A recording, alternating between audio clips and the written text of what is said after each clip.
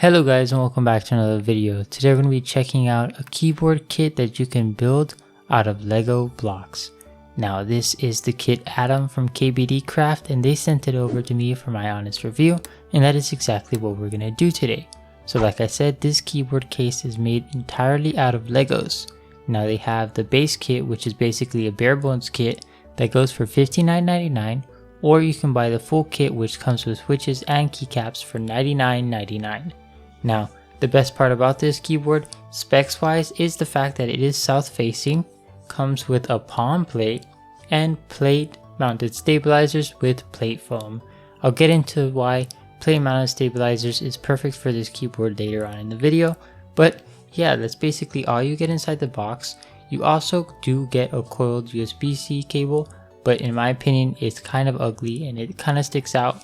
So I will not be using that. Now the build manual was a little bit hard to follow because all the pieces were white and I had to count each block, so that's kind of what I recommend doing, counting the dots to figure out which block goes where. But once you have that down, make sure to follow it precisely, because once you get halfway done with building the keyboard kit, you do have to make sure your PCB and everything is put together, because this goes in between the top and bottom part of this keyboard case. Now when it comes to mods, the only mod I wanted to do was the tape mod, so I put 2 layers of painter's tape at the bottom of my keyboard, and I put in all the switches and lubed the stabilizers.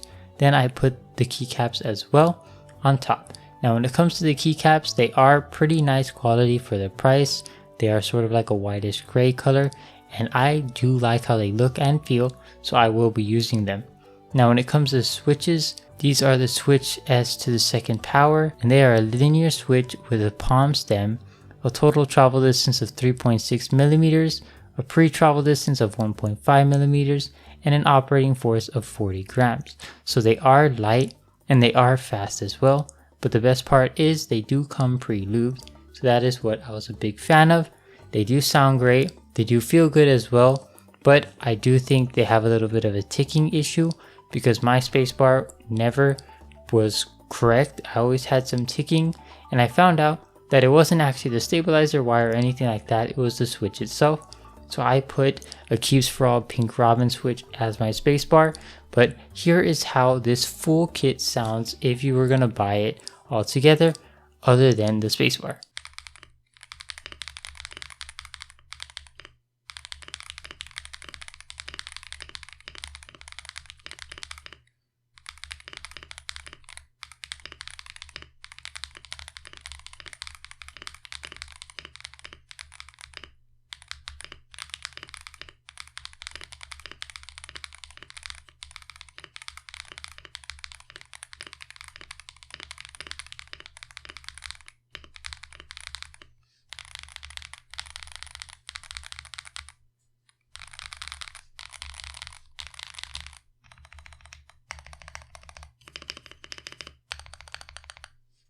Overall, I think this keyboard kit comes together very nicely.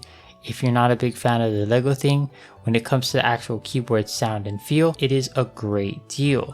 The palm plate is my favorite plate, and that is usually not seen on budget boards, so the fact that this keyboard has that for a low price is awesome, and the fact that it is south facing with QMK support, and it does have some nice RGB as well. So when it comes to everything else that isn't the Lego aspect of it, this is a great keyboard. So that is what I was a big fan of.